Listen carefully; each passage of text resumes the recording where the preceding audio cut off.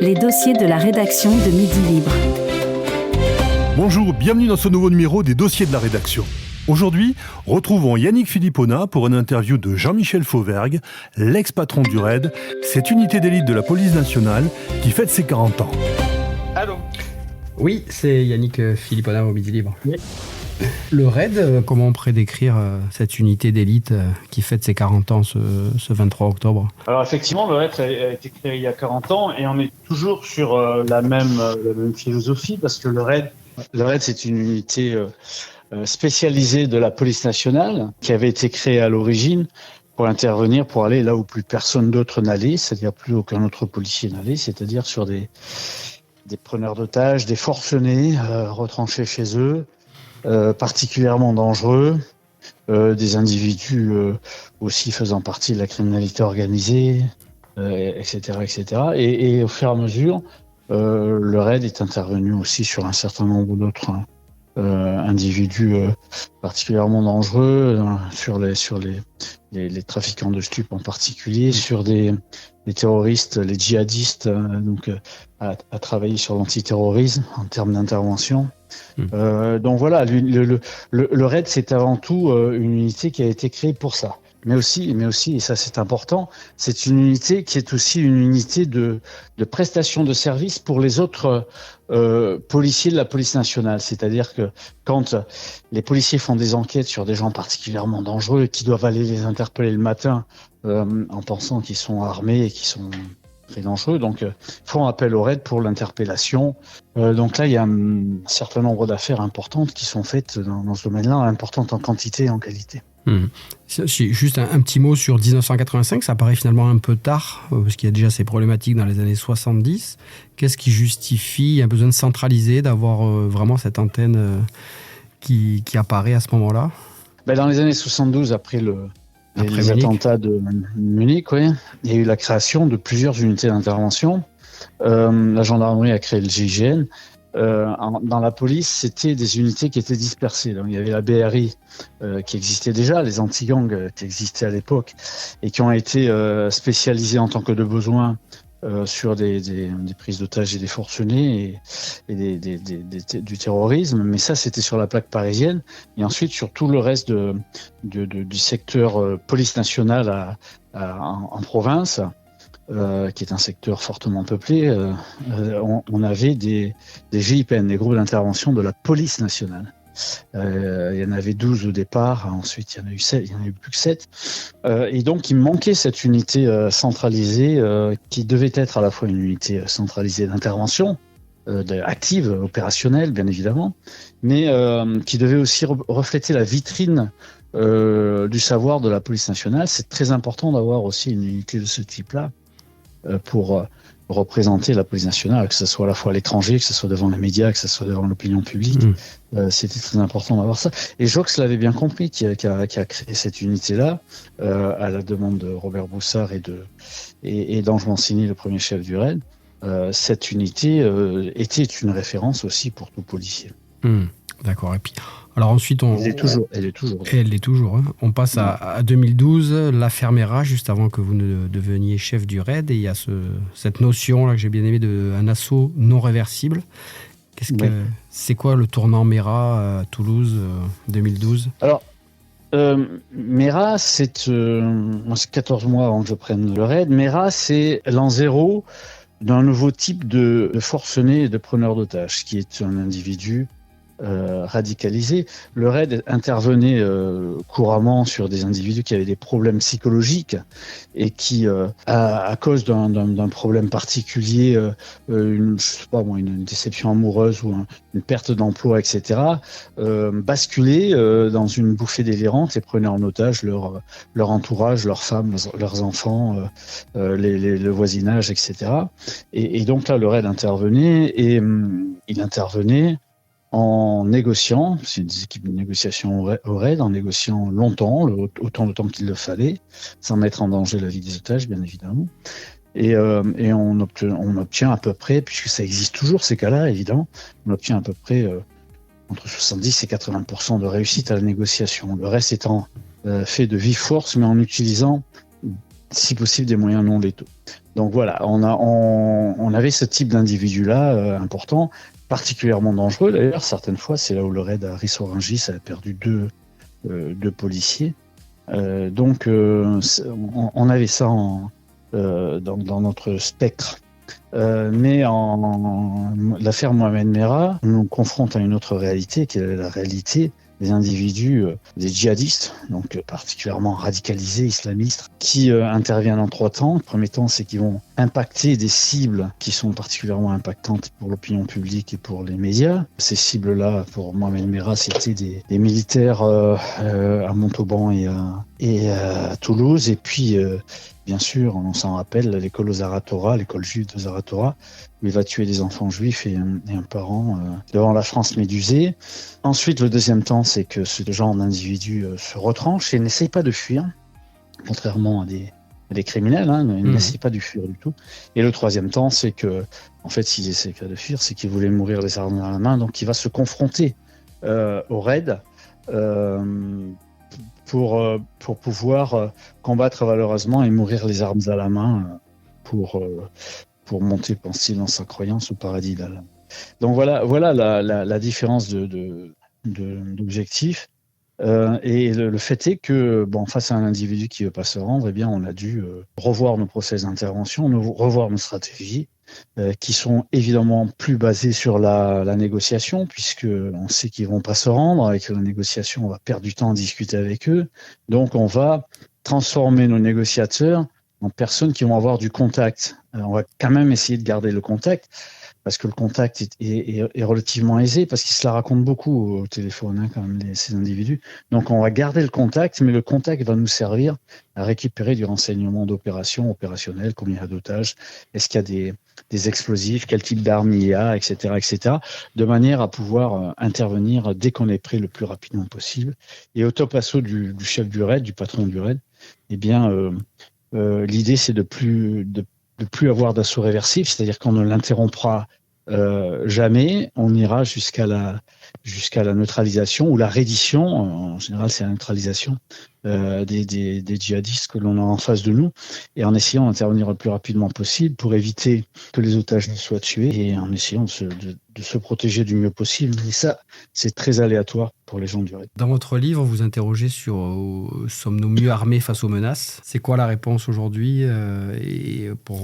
Si on se rattache au raid, que c'est un peu l'anniversaire, est-ce qu'il y a des nouvelles missions ? Je pense au narcotrafic. Est-ce qu'on en est où ? Sommes-nous mieux armés face aux menaces actuelles ? Et je m'interroge en prenant comme fil rouge le bouquin de Marc Bloch, qui est L'étrange défaite. Et Marc Bloch, qui est un historien et qui avait combattu d'abord en 14 et ensuite en 40, sur le front des Flandres, a assisté en direct à la défaite de l'armée française. Et donc a écrit cette étrange défaite sous les obus et a analysé pourquoi la France est tombée si vite face à l'ennemi, qu'est-ce qui s'est passé et il donne un certain nombre de raisons. L'indigence de nos militaires qui étaient en retard d'une guerre, ce qui n'est plus le cas aujourd'hui. Ça, c'est un grand point fort de notre époque actuelle. Le manque de courage des hommes politiques de l'époque qui n'ont pas résisté, le manque de courage aussi, surtout des populations qui ont exigé que les villes de plus de 20 000 habitants soient ouvertes à l'ennemi, le manque de courage et d'intérêt, en particulier de certaines centrales syndicales qui pensaient que le combat était le combat contre le patronat plutôt que le combat contre l'ennemi. Et voilà. Et donc il y a un certain nombre de choses qui perdurent aujourd'hui en termes de courage sur les populations, sur les hommes politiques, sur les responsables syndicaux, sur les ONG, sur un certain nombre de choses, qui fait que il y a des similitudes dans les situations. La justice aujourd'hui, à part quelques cibles privilégiées, n'est pas du tout au rendez-vous de ce qu'attendent les Français. Il y a une injustice profonde dans les faits de tous les jours, dans la criminalité de tous les jours, avec une justice qui est complètement anéantie aujourd'hui. D'accord. 2 petites questions encore. Je reviens un peu sur le raid, sur le narcotrafic. Est-ce que ça doit être une priorité ? Est-ce que c'est pas le problème numéro 1 en France aujourd'hui ? Et est-ce que le problème numéro 1 en France, c'est effectivement, en termes de sécurité, on en parle, hein, parce qu'il y a d'autres problèmes. En termes de sécurité, oui, lié à ce que pourrait faire le RAID, ouais. Ouais, parce que pour moi, le problème numéro 1 en France, c'est l'absence de justice et de réformer immédiatement la justice. Mais bon, en termes de sécurité sur le narcotrafic, effectivement, que les trafics de toutes sortes, parce que là, on parle beaucoup des narcotrafics, il y a un trafic qui est en train de monter très fort en termes de violence et en termes d'argent qui est au black qui est récupéré, c'est le trafic de cigarettes. Trafic de contrebande et de contrefaçon de cigarettes avec des violences qui commencent à devenir identiques à celles des trafiquants de cigarettes. Vous pensez que le RAID peut être utile ? Oui, bien sûr qu'il est utile dans ce domaine-là. Mais avant la phase action, il y a toutes les phases enquête. Et après la phase action, eh bien, on retombe dans la problématique de la justice. On a une phase d'application des lois, et de sévérité des lois, d'application d'une règle qui est la règle de l'association de malfaiteurs qui a été pourtant particulièrement impliquée dans une affaire récente sur l'ancien président de la République, mais qui n'est pas appliquée quand les policiers demandent à ce qu'elle soit appliquée sur les trafics de stupes. Une dernière question, je reviens sur le RAID. Ouais. En fait, 1500 interventions, le 98%, c'est des petites interventions. Qu'est-ce qu'on peut en dire ? C'est au quotidien, finalement, le RAID, ça fait 3 fois par jour, un forcené. Il y a toute cette partie-là qu'on oublie. Ouais, alors par définition, petite intervention, ça n'existe pas. Oui. Moi, j'ai vécu ce qu'on aurait pu appeler des petites interventions qui étaient particulièrement dures et d'autres grosses interventions qui se sont bien passées rapidement, quoi. Donc voilà, il n'y a pas de petite intervention. Mais effectivement, le RAID, je le redis, est une unité de service. C'est-à-dire qu'il est appelé par d'autres flics, quelquefois des gendarmes d'ailleurs, et moi j'ai même eu à assister des douaniers pour des interpellations difficiles, et ça, il y en a de plus en plus, parce que on est dans une société de plus en plus violente et où les criminels de petite envergure sont de plus en plus armés et n'hésitent pas, sont complètement désinhibés par rapport à la violence qu'ils portent et même la violence qu'ils reçoivent. Et donc ils n'hésitent pas à tirer sur les forces de l'ordre. Vous avez peut-être un exemple, un souvenir d'une petite intervention qui n'a pas fait les gros titres des journaux mais qui était, comme vous l'avez dit, très violente peut-être. Oui, le RAID est intervenu dans l'est de la France sur des équipes de braqueurs qui devaient braquer un centre fort, c'est-à-dire un centre de dépôt d'argent, et dont les enquêteurs de la BRI locale et de la police judiciaire locale avaient repéré donc les allées et venues, et surtout ils avaient repéré le hangar local dans lequel ils devaient se rejoindre, et ils avaient mis véhicules et armes. Et donc, fort de ces renseignements très précis, nous sommes intervenus, on avait fait appel au RAID pour l'intervention à l'intérieur. Les BRI étant sur l'extérieur, nous sommes intervenus en collaboration avec les BRI. Et c'était une intervention pour nous qui était une intervention, pas petite intervention compte tenu des pédigrés des uns et des autres, mais une intervention qui ne posait pas de difficultés particulières. Et elle s'est passée très rapidement. Et on a réussi à interpeller tout le monde, mais en utilisant donc des forces vives, et voilà, ça s'est bien passé. Ça s'est bien passé. Ça, c'était dans l'Est. Dans le sud de la France, vous avez un souvenir vers Montpellier, Perpignan, Béziers, Nîmes? J'en ai plein d'interventions. Pour nos lecteurs du Languedoc-Roussillon. Allez, je vais vous dire ça. Ma dernière intervention, quand j'étais chef du RAID, je partais du RAID, c'était une intervention sur Montpellier. Voilà, donc ça va bien là. Au niveau local, c'est une intervention sur Montpellier où on devait interpeller. Vous savez, on était en pleine campagne électorale, et c'est quand Marine Le Pen avait été menacée, et même Fillon à un certain moment, et par des terroristes. Et on avait un renseignement des GSI, qui nous fixait des cibles sur Montpellier, des individus qui était en train de préparer du TATP, donc de l'explosif, dans une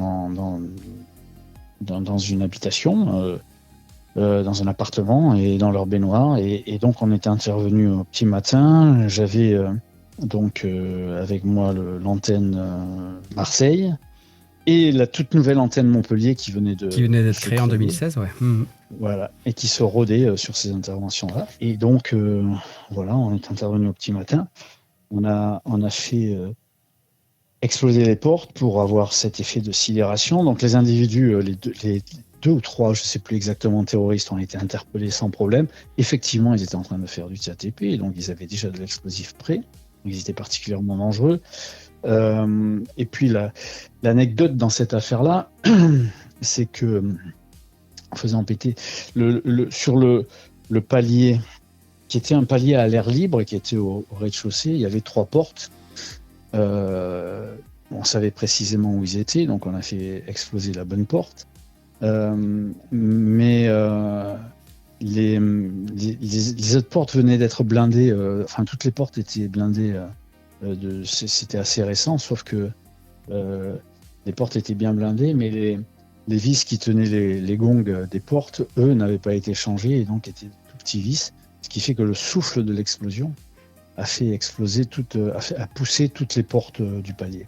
Ah d'accord. Toutes les portes se sont écroulées, la nôtre, plus la porte de 2 autres appartements, voilà, où les personnes étaient évidemment sidérées et inquiètes. Et, quelques dégâts collatéraux. Ou juste aux portes, et donc voilà, personnellement, j'ai rassuré les familles, etc. Il y a toute une procédure après qui se met en place avec des psychologues et avec et qui rembourse les dégâts, etc. Voilà. Ouais, un petit, comme ça, vous aurez un petit gag là-dessus. Un petit gag, oui, je m'en souviens en plus de cette intervention.